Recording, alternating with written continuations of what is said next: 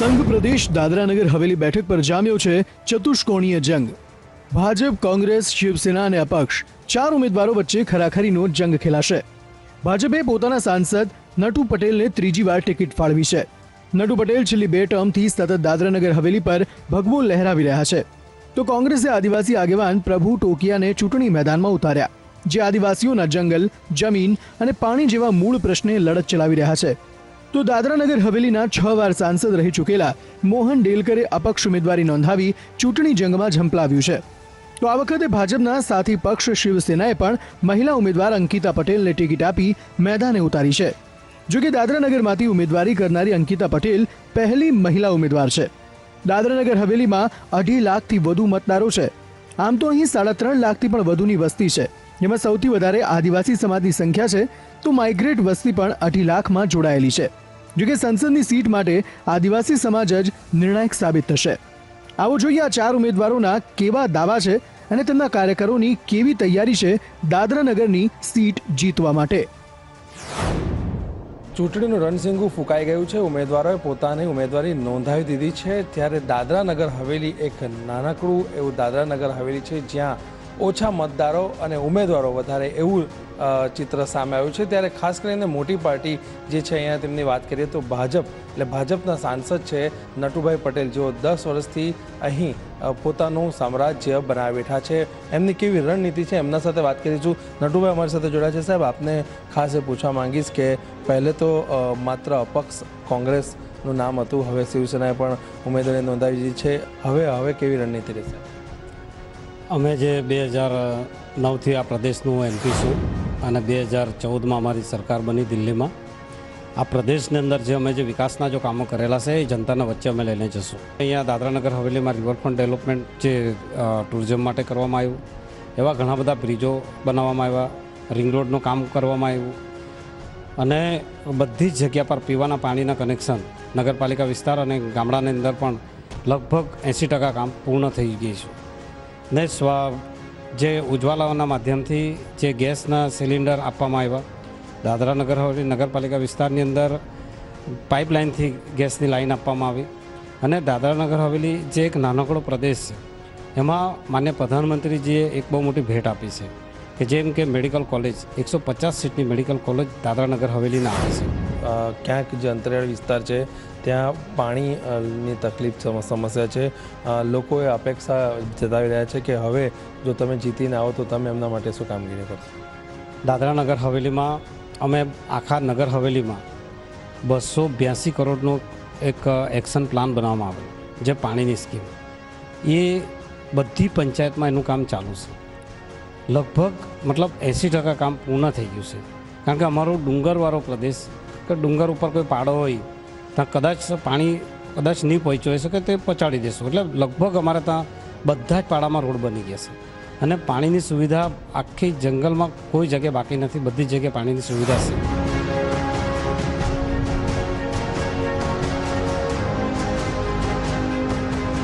કોંગ્રેસએ પણ પોતાની દાવેદારી નોંધાવી છે અને કોંગ્રેસના એવા આદિવાસી નેતા અમારી સાથે જોડાયા છે, એમની સાથે વાતચીત કરીશું। પ્રભુભાઈ, આપનું સ્વાગત છે। ખાસ કરીને પૂછવા માંગીશ કે જે પ્રકારે ટિકિટ મળી છે, આપની શું રણનીતિ રહેશે?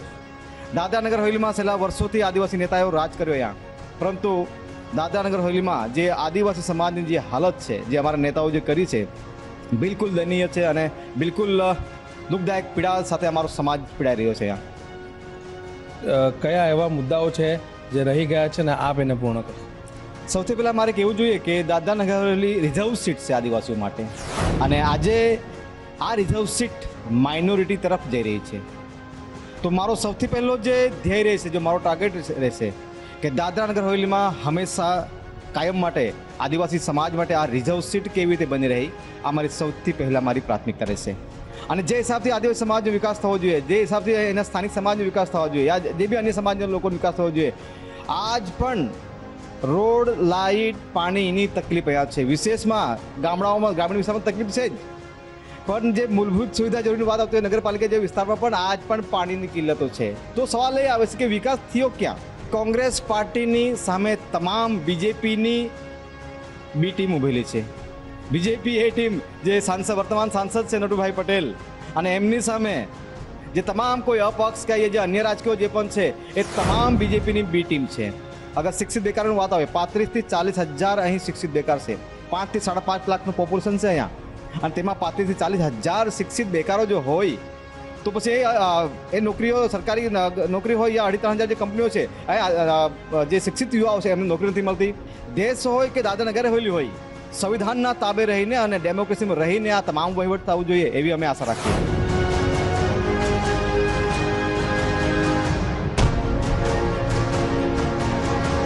મોહનભાઈ દેલકર જે પોતે હવે અપક્ષથી ચૂંટણી લડી રહ્યા છે, ખૂબ મોટું નામ છે એમનું, એમની સાથે વાત કરીશું.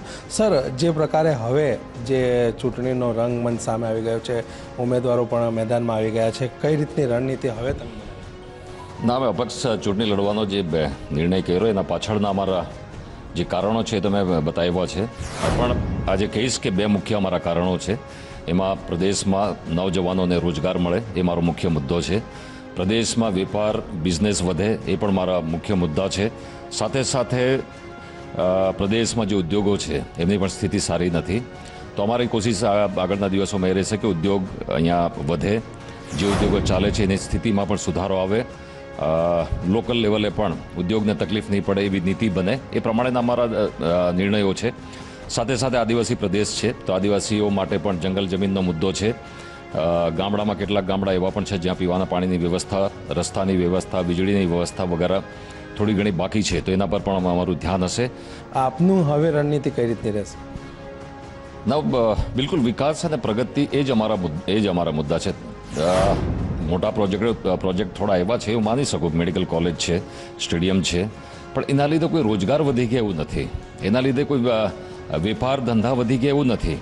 અને રોજગારનો આજે ખૂબ જ મોટો પ્રશ્ન છે. હજારોની સંખ્યામાં નવજવાનો બેરોજગાર થઈ ગયા છે. કેવી તૈયારી રહેશે ને કઈ રીતની જીતનો દાવો? તમે જોયું હશે કે હું જ્યારે અપક્ષને ફોર્મ ભરવા માટે ગયો કલેક્ટર કચેરીમાં, તો હજારોની સંખ્યામાં મારા સમર્થકો, મારા કાર્યકર્તાઓ આવ્યા હતા. એ જોઈને લાગે છે કે લોકોએ મન બનાવી લીધું છે પરિવર્તનનું. લોકોએ સમજી લીધું છે કે જે વ્યક્તિને વોટ આપ્યા હતા, જે વ્યક્તિએ પ્રતિનિધિત્વ કર્યું પાર્લામેન્ટમાં, એ ટોટલી નિષ્ફળ ગયા છે.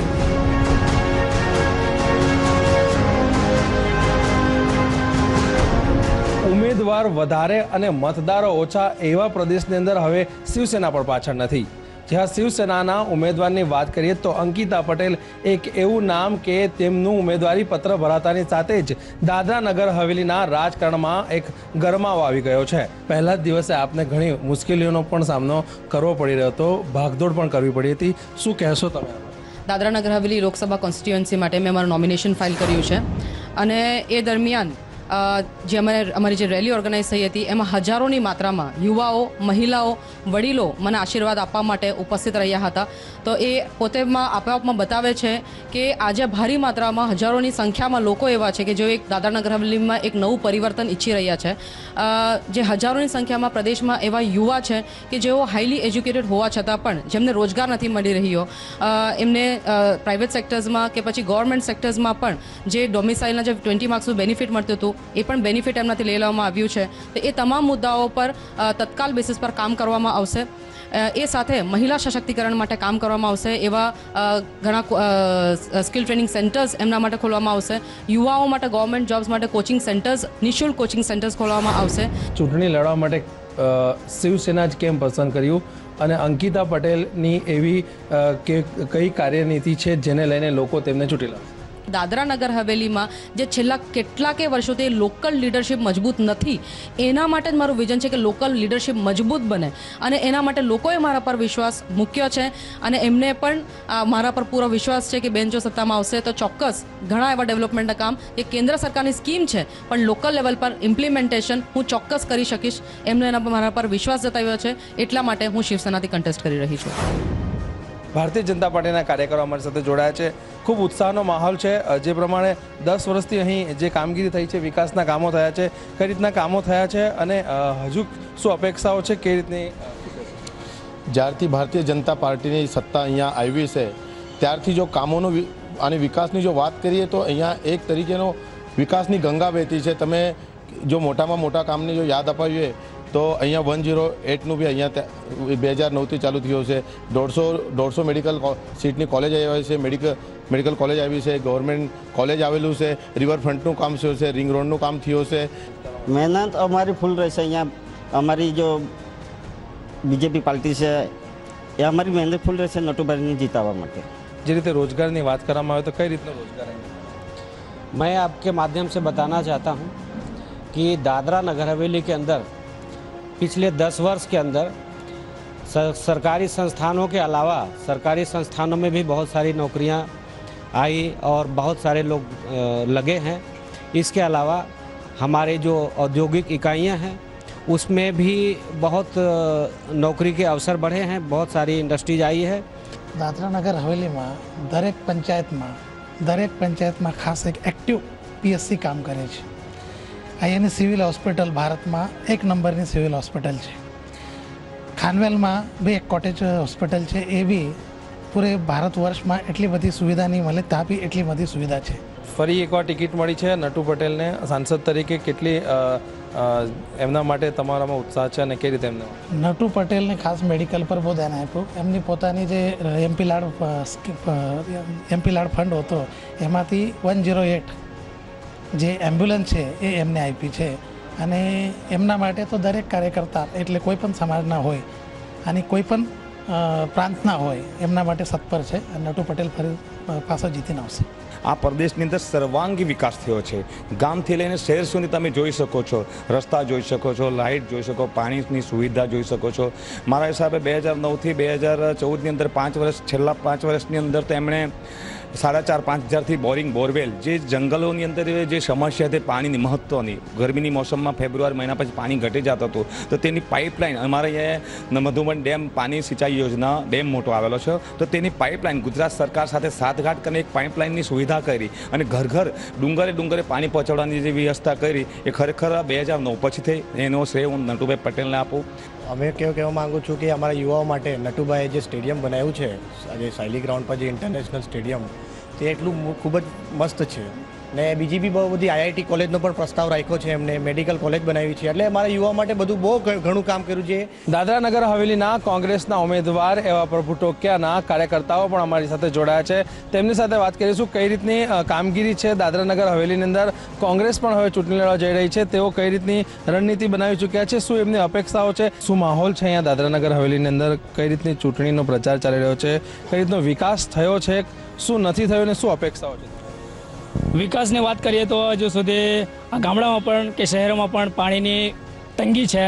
અને આ જે પણ અમારા સમાજના, જે આદિવાસી સમાજને એક પશુ સાથે પાણી પીવા મજબૂર છે, અને એવો વિકાસ અમારા નેતાએ કર્યો છે.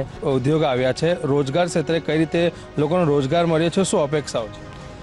અમારે અહીંયા દાદરા નગર હવેલીમાં જે રોજગાર ક્ષેત્રે જે નોકરિયાત મળવી જોઈએ તે એજ્યુકેટ લોકો છે, બધા ભણેલા, પણ તેટલો અહીંયા સ્થાનિક લોકોને કંઈ રોજગાર મળ્યો નથી. સ્થાનિકને કંપનીઓમાં જે ફિક્સ જોબ મળવા જોઈએ તે હિસાબે અહીંયા કોઈ ભણેલાઓને રોજગાર નથી. મિનિમમ 60-65 વર્ષ થયા તો બી અહીંયા હજુ કંઈ વિકાસ થયું નથી. વિકાસ જે બી નેતા આવે આવીને કહે કે અમે અહીંયા વિકાસ કરીશું, પણ ખરેખર અહીંયા જીતી જાય પછી અહીંયા કંઈ ગામ કંઈ જે બી નેતા હોય તે બી આવી જોતું નથી. ખાસ કરીને એજ્યુકેશનને લઈને વાત કરીએ તો એજ્યુકેશન કઈ રીતનું છે, શું અપેક્ષાઓ છે? એજ્યુકેશનનું આજે છે ને તમામ પ્રાઇમરી શાળામાં જે અહીંયાને મૂળભૂત સુવિધા છે છોકરાઓને એ છે ને સારી રીતે મળતી નથી. અને જે બી અહીંયા દાદરા નગર હવેલીની એજ્યુકેશન સિસ્ટમ છે ને ડાઉન જ છે. આપને પૂછીશ કઈ રીતની એવી મોટી સમસ્યાઓ છે, કયા એવા મોટા મુદ્દાઓ રહેશે જે આ ચૂંટણીની અંદર સામે આવશે? આ મુખ્યત્વે મોટા મુદ્દાઓ રહેશે કે જે સમાજના પ્રશ્ન લગતે છે, કે જે સ્થાનિકોનો છે, જે એક આજ સુધી જે ભયનો માહોલ હતો એ દરેક મુદ્દાઓને આવરીને અમે એના પર તૈયારી પૂરી કરી છે. ને ખાસ કરીને અહીંયા બાહુલ્ય આદિવાસી વિસ્તાર હોવા છતાં જે અનુસૂચિ 5મી 6ઠી જે પૂરા ભારતમાં લાગુ છે, પણ એક દયનીય દુઃખની વાત છે કે જે અમારે અહીંયા 1961 ભારત સાથે જોડાયું છતાં પણ એ અનુસૂચિ કે ટ્રાઇબલના જેટલા પણ કાયદાઓ કે એક્ટો છે અમારે અહીંયા એક પણ લાગુ નથી. એ ખૂબ જ દુઃખની વાત છે. રણનીતિ અમે પહેલાં તો પ્રભુભાઈને ખૂબ જ મહેનત કરીને, જેમ કે અમે એક સમાજ પ્રત્યે ખૂબ મોટું એવું એમણે કામ કર્યું છે, બધા લોકોને જાગૃત બી કર્યા છે. તો એવું લાગે છે કે જે રીતના અમે સમાજના મંચ પર રહીને આટલું બધું કર્યા છે, તો રાજકારણ મંચે એનો ખૂબ જ અસર પડશે. અને આ એવું લાગે છે કે આવતા સમયમાં પ્રભુભાઈ જ વિન થશે. દાદરા નગર હવેલીના લોકો છે તેઓ અપક્ષ પક્ષના જે ઉમેદવાર છે મોહન દેલકર, તેમને તેઓ પસંદ કરે છે. કેમ તેમને પસંદ કરે છે? ખાસ કરીને તમે વેપારી છો, કેવું વેપાર અત્યારે હાલ ચાલી રહ્યું છે? વેપારમાં સાહેબ અત્યારે સાહેબ બહુ મંદી ચાલતી છે ને જે અમારે માર્કેટમાં તોડફોડ થયેલી, બધાની દુકાન તોડેલી, બધાના ઘર તોડેલા, અમારા સાંસદ શ્રી વચ્ચેથી નીકળેલા રસ્તામાંથી તો કોઈને પૂછો પણ નહીં કે શું થયેલો છે એમ. ને જ્યારે વેપારી તેમને પાસે જાય કંઈ તકલીફ લઈને તો બસ એક જ કહે કે ભાઈ અમારી કોઈ સાંભળતો જ નથી અહીંયા એમ. સાહેબ નગરપાલિકા અધ્યક્ષ પાસે જાય કે સાંસદ પર જાય કે ઉપાધ્યક્ષ પર જાય, ગમે તેને પાસે જાય તો કોઈ સાંભળતું જ નથી એમ. ચૂંટણીની અંદર અત્યારે અમારા સાહેબ નિર્દલીય ઉમેદવાર છે મોહનભાઈ એસ દેલકર, તેને બધા વેપારીનો સહકાર છે, બધા વેપારી હાથે છે, બધા સંગઠન હાથે છે ને બધા વેપારી મળીને આ વખતે મોહનભાઈને જીતાડશું અમે. આદિવાસી વિસ્તાર છે, કઈ રીતનો બિઝનેસ છે? મારો સ્ક્રેપનો બિઝનેસ છે, નાનું મોટું બિઝનેસ કરું છું, પણ આ વખતે